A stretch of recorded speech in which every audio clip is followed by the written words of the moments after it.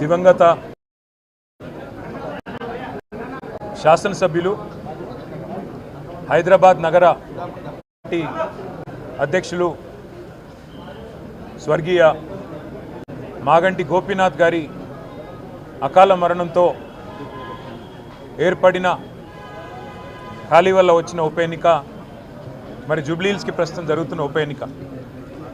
గోపీనాథ్ గారు 3 సార్లు శాసనసభ్యుడిగా జూబ్లీహిల్స్ నియోజకవర్గంలోని పేదలకి, జూబ్లీహిల్స్ నియోజకవర్గంలోని ప్రతి వర్గానికి విశేషమైన సేవలు అందించిన నాయకుడు.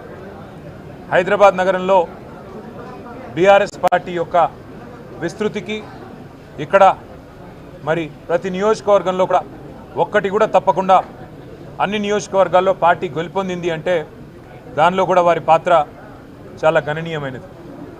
ఇవాళ మా కుటుంబంలో, మా బీఆర్ఎస్ కుటుంబంలో ఒకడైన గోపీనాథ్ గారి మరణంతో ఆ కుటుంబం బాధపడుతుంటే ఆ కుటుంబానికి ధైర్యంగా అండగా నిలబడాలనే ఉద్దేశంతో పెద్దలు మా పార్టీ అధ్యక్షులు, తెలంగాణ తొలి ముఖ్యమంత్రి కేసీఆర్ గారు గోపీనాథ్ గారి సతీమణి శ్రీమతి మాగంటి సునీత గోపీనాథ్ గారికి మళ్ళీ టికెట్ కేటాయించి వారి గెలుపు కోసం ఇవాళ దాదాపు రాష్ట్రంలోని ముఖ్యమైన నాయకులందరినీ కూడా జూబ్లీహిల్స్లో పనిచేయాలని చెప్పి ఆదేశించడం కూడా జరిగింది. అంటే ఒక్క కుటుంబ సభ్యుడు మాలో దూరం అవుతే ఎట్లా పార్టీ మొత్తం వారికి అండగా నిలబడుతుంది అనడానికి ఈ ఉదంతమే ఒక ఉదాహరణగా నేను మీకు చెప్తా ఉన్నాను.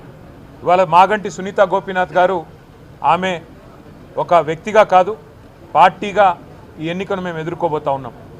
ఈ ఎన్నిక జరుగుతున్నది కూడా వ్యక్తుల మధ్యన కాదు. ఈ ఎన్నిక జరుగుతున్నది 10 ఏళ్ల అభివృద్ధికి 2 ఏళ్ల అరాచకానికి మధ్యన జరుగుతున్న ఎన్నిక. 10 ఏళ్ల పారదర్శక పాలనకు ఈ 2 ఏళ్లుగా జరుగుతున్న అవినీతి పాలనకు మధ్యన జరుగుతున్న ఎన్నిక. 10 ఏళ్ల రైతు బంధు పాలనకు 2 ఏళ్ల రాబందు పాలనకు మధ్యన జరుగుతున్న ఎన్నిక. ఇది వ్యక్తుల మధ్యన జరుగుతున్న ఎన్నిక కాదు.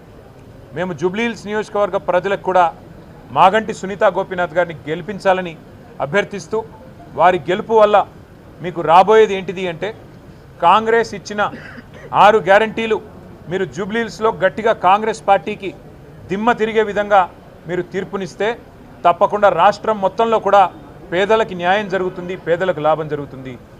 1,67,00,000 మంది ఆడబిడ్డలు ఎదురు చూస్తూ ఉన్నారు ఈ ఆడబిడ్డ గెలుపు కోసం. ఆ 1,67,00,000 మంది ఆడబిడ్డలు నెలకు 2,500 రూపాయలు ఏదైతే 100 రోజుల్లో ఇస్తామని చెప్పారో 2 ఏళ్లు గడిచినా ఇవ్వకపోతే వారందరూ కూడా అసహనంతో ఉన్నారు, కోపంతో ఉన్నారు. ఈ ఆడబిడ్డ గెలుపుతో తప్పకుండా మాకు నెలకు 2,500 వస్తాయని చెప్పి వారందరూ ఆశిస్తూ ఉన్నారు. వయసు మళ్ళిన పెద్దలు నెలకు 4,000 రూపాయలు వస్తాయని చెప్పి కాంగ్రెస్ పార్టీ ఇచ్చిన గ్యారంటీ కార్డును చూసి మోసపోయిన వారు ఈరోజు ఆశిస్తూ ఉన్నారు. మాకు 4,000 పెన్షన్ రావాలి అంటే మాగంటి సునీత గోపీనాథ్ గెలవాలి, కేసీఆర్ గారు మళ్ళీ రావాలి అని చెప్పి వారు కోరుకుంటా ఉన్నారు. అట్లాగే 2 లక్షల ఉద్యోగాలు అని చెప్పి మోసపోయిన మా తమ్ముళ్ళు, మా చెల్లెళ్ళు కోరుకుంటా ఉన్నారు. ఇవాళ మన అభ్యర్థి మాగంటి సునీత గోపీనాథ్ గారి గెలుపుతో కాంగ్రెస్కు కనువిప్పు కలుగుతుంది. కాంగ్రెస్కు చెంపపెట్టు లాంటి తీర్పునిస్తేనే ఆ 2 లక్షల ఉద్యోగాలు మాకు వస్తాయని చెప్పి మా తమ్ముళ్ళు, చెల్లెళ్ళు భావిస్తూ ఉన్నారు. ఆటో అన్నలు తిరగబడుతున్నారు. మాకు సంక్షేమ బోర్డు అన్నారు, నెలకు 1000 రూపాయలు అన్నారు, మా కడుపు మీద కొట్టారు ఈ కాంగ్రెస్ వాళ్ళని చెప్పి ఇవాళ ఆటో అన్నలు ప్రార్థిస్తున్నారు. మాగంటి సునీత గోపీనాథ్ గెలవాలి, కేసీఆర్ రావాలి, మళ్ళీ మా ఆటో కార్మికులకు మంచి రోజులు రావాలని వారు బాధపడతా ఉన్నారు. ఇవాళ హైడ్రా అరాచకంతో హడలిపోతున్న హైదరాబాద్ బస్తీ వాసులు, బాధపడుతున్న వాళ్ళు, ఎప్పుడు వచ్చి రేవంత్ రెడ్డి బుల్డోజర్ శనివారం ఆదివారం వచ్చి ఇల్లు కూలగొడుతుందో అనే భయంతో బిక్కుబిక్కుమంటున్న పేదలు వామ్మో హైడ్రా అంటూ, వామ్మో కాంగ్రెస్ అంటూ ఇవాళ మళ్ళీ మాగంటి సునీత గోపీనాథ్ గెలవాలి, గెలిస్తేనే ఈ ప్రభుత్వానికి బుద్ధి వస్తుంది, ఈ అరాచకం ఆగుతుంది అని వాళ్ళు కూడా కోరుకుంటా ఉన్నారు. అట్లాగే హైదరాబాదులో నిలిచిపోయిన కేసీఆర్ కిట్లు, మూతపడుతున్న బస్తీ దవాఖానాలు, ఆగుతున్న 20,000 లీటర్ల నీళ్లు, ఫ్రీ వాటర్ ఆగిపోతూ ఉంది. ఇవాళ మళ్ళీ బిల్లులు వస్తూ ఉన్నాయి. ఇవన్నీ చూసిన తర్వాత హైదరాబాద్ నగర ప్రజలందరూ ఒకటే అనుకుంటా ఉన్నారు, ఈ 2 ఏళ్లలో ఒక్క ఇల్లు కట్టలేదు రేవంత్ రెడ్డి ప్రభుత్వం హైదరాబాద్లో. కేసీఆర్ ఇచ్చిన 1,00,000 డబుల్ బెడ్రూమ్ ఇళ్ళు కనబడుతున్నాయి. కేసీఆర్ ఇచ్చిన 1,00,000 పట్టాలు జీవో నంబర్ 58, 59 కింద పేదలకు ఇంకా గుర్తున్నాయి. కేసీఆర్ ఫ్రీగా ఏదైతే ప్రాపర్టీ ట్యాక్స్ లేకుండా 65 గజాల లోపు ఏదైతే మరి మినహాయింపు ఇచ్చారో అవన్నీ కూడా గుర్తున్నాయి. వాటి వల్ల తప్పకుండా మళ్ళీ కేసీఆర్ గారి అభ్యర్థులకి ఎట్లా అయితే 2023లో గెలిపించామో ఒక్క సీటు కూడా కాంగ్రెస్కి ఇవ్వకుండా మళ్ళీ అట్లే గెలిపిస్తామంటున్నారు.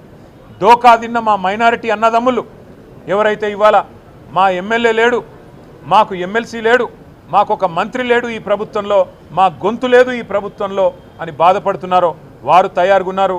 దోకా ఇచ్చిన కాంగ్రెస్కు మోకా మీద దెబ్బ కొట్టడానికి వారు రెడీగా ఉన్నారు.